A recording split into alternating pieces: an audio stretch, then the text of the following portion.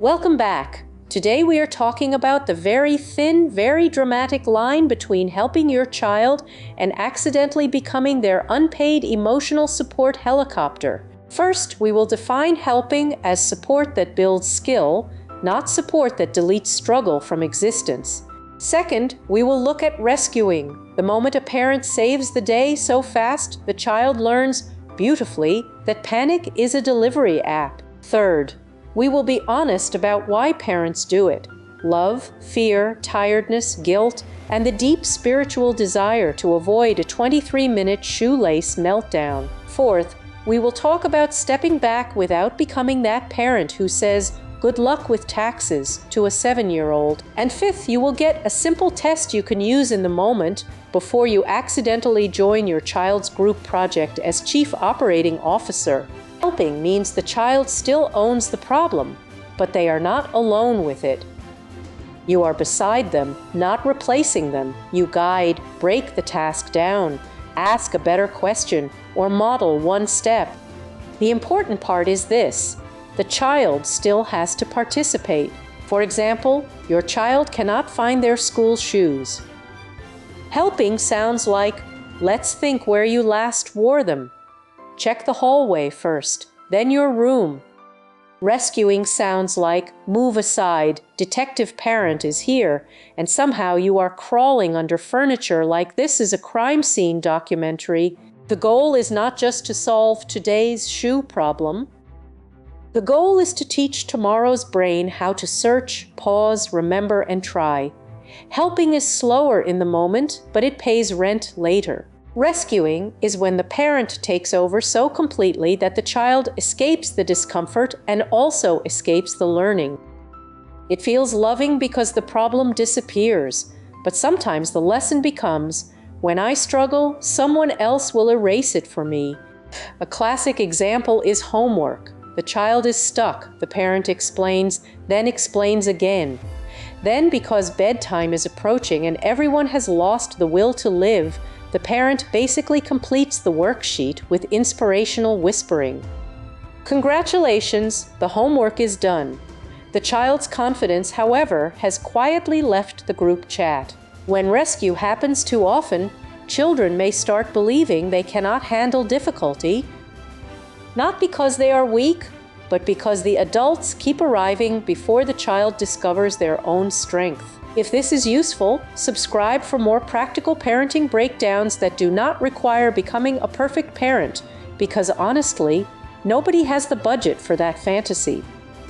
Share this with a parent who is currently doing homework, packing bags, and emotionally negotiating with one tiny sock. Most parents do not rescue because they want helpless children.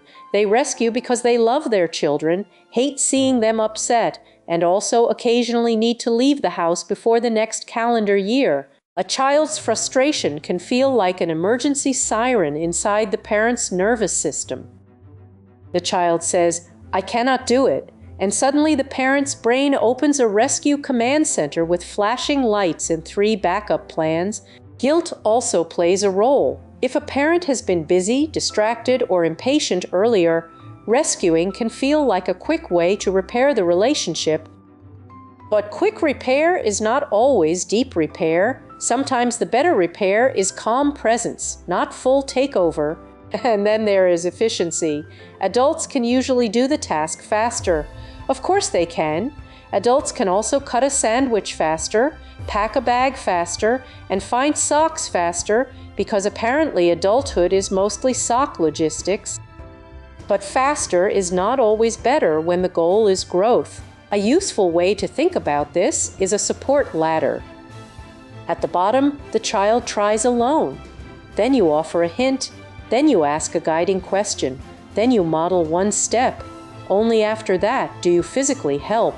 The trick is not starting at the top like a superhero with laundry baskets. Instead of saying, "Let me do it," try, "What have you tried so far? What is the first small step?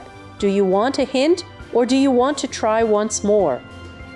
These phrases keep the child in the driver's seat, even if the car is currently moving at shopping cart speed. Of course, this does not mean children should struggle with everything. Safety, health, serious distress, bullying, or tasks that are truly beyond their age need adult action.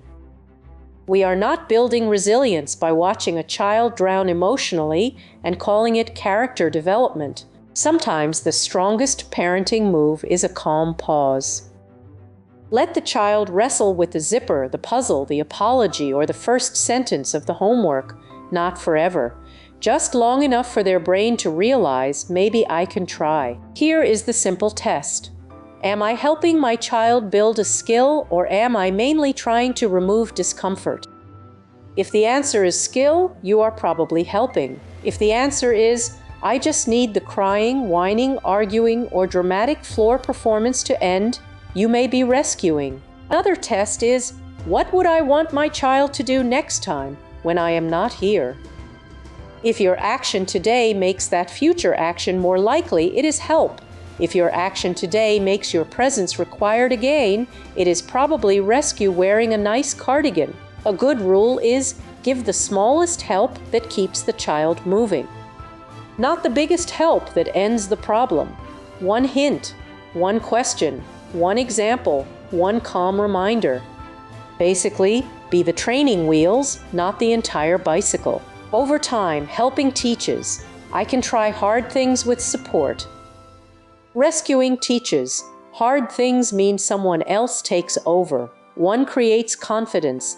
The other creates a very small manager who files complaints whenever life becomes inconvenient. So the difference is simple. Helping keeps the child connected to the challenge. Rescuing removes the challenge completely. Helping may take longer today, but it builds tomorrow's independence. Rescuing feels faster today, but it can make the same problem return with a loyalty program. This week, try the smallest help rule. Before taking over, pause and ask, what is the smallest support that keeps my child moving? Then watch what happens. You may discover your child can handle more than your anxiety predicted, which is rude but encouraging. Thanks for watching. Subscribe for more parenting ideas that are practical, emotionally sane, and only slightly allergic to perfection. See you in the next one.